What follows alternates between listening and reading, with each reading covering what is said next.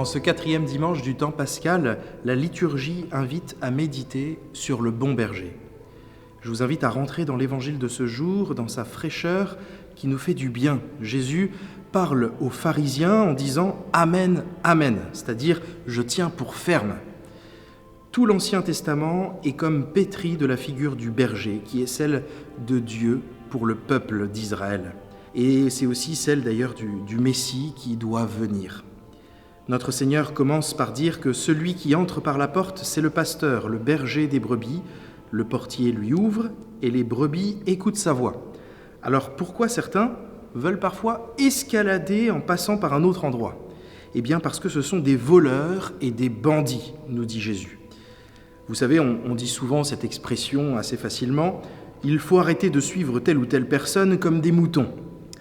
Mais Jésus, il est le bon berger, donc nous savons que si nous le suivons comme des brebis, nous ne risquons rien car il est avec nous, il nous protège et il nous mène vers les verts pâturages. Et en même temps, suivre le bon berger, suivre Jésus, cela signifie aussi s'abandonner à lui, lâcher prise, ne pas contrôler et ne pas chercher à se démarquer des autres. Alors je nous pose la question, qui veut être perdu dans la masse et conduit par le pasteur? Dans le fond, qui veut s'abandonner au Christ en renonçant à sa volonté propre pour suivre le pasteur? C'est bien de cela dont il s'agit, suivre le Christ en passant par la porte, ou alors escalader pour faire son petit truc de son côté. En fait, la question, elle est simple, est-ce que en toute chose, nous voulons faire la volonté de Dieu ou notre propre volonté? Aujourd'hui, en ce dimanche du bon pasteur, c'est aussi le dimanche des vocations, et plus particulièrement des vocations consacrées. De cela, nous sommes, chers frères et sœurs, tous responsables, par l'éducation, par l'exemple et par l'encouragement à donner. Il ne suffit pas de dire, en se lamentant, que nous manquons de vocation sacerdotale, religieuse ou missionnaire. Il nous faut montrer que le don de la vocation, c'est quelque chose de fantastique. Non pas à cause de celui qui est appelé, qui est une personne limitée, faible, mais à cause du don de Dieu qui comble non seulement celui qui répond, mais aussi ceux vers qui il est envoyé. Nous voulons des vocations, mais sommes-nous prêts à en payer le prix, d'abord par la prière et le sacrifice? Les paroles ne suffisent pas. Avons-nous déjà fait pénitence pour cela? Est-ce que nous prenons des temps concrets de prière, d'adoration devant Jésus pour demander des vocations?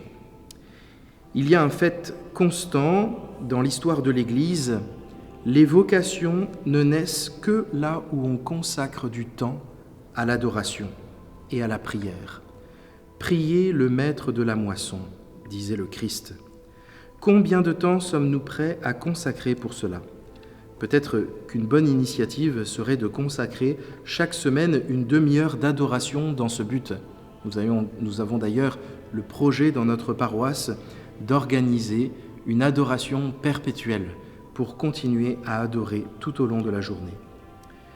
Ensuite, avons-nous aussi déjà parlé de la vocation à des jeunes?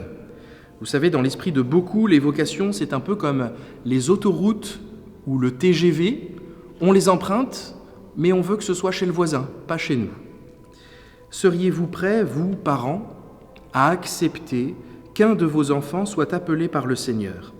Leur en avez-vous d'ailleurs déjà parlé? Puisque nous sommes dans le week-end du bon pasteur, le dimanche du bon pasteur, il s'agit de suivre le pasteur éternel qui est le Christ Jésus. La question que peuvent se poser des jeunes, c'est qu'est-ce que le Seigneur attend de moi? Et cela, il faut le porter dans la prière.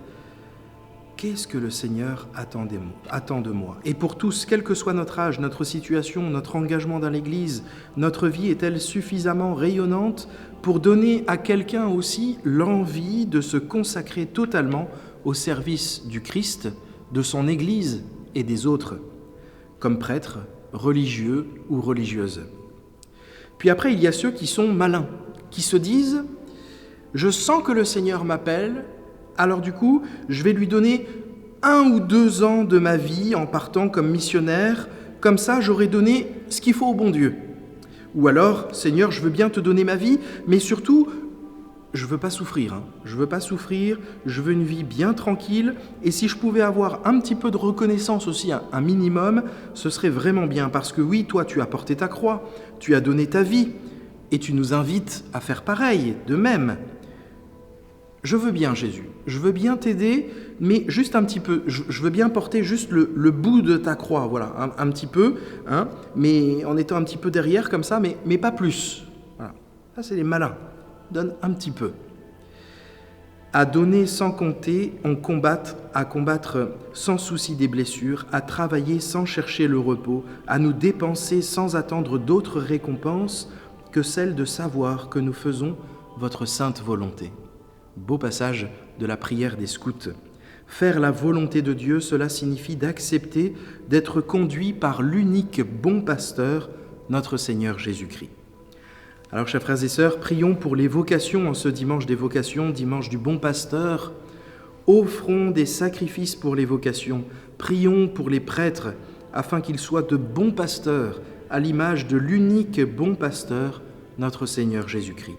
Prions tous ensemble en ce dimanche pour que nous sachions inventer les moyens nécessaires à l'éclosion des vocations. Le bon pasteur continue d'appeler ses brebis, mais il y a tellement parfois de parasites sur la ligne que notre vie est parfois tellement encombrée que finalement on passe à côté de l'appel. La meilleure action que nous puissions faire pour susciter des vocations, c'est de vivre à fond notre foi et notre vie chrétienne. Que le vrai berger nous donne aujourd'hui son esprit afin que se réalise toujours sa promesse dans son Église. Moi, je suis venu pour que les brebis aient la vie en abondance. Amen.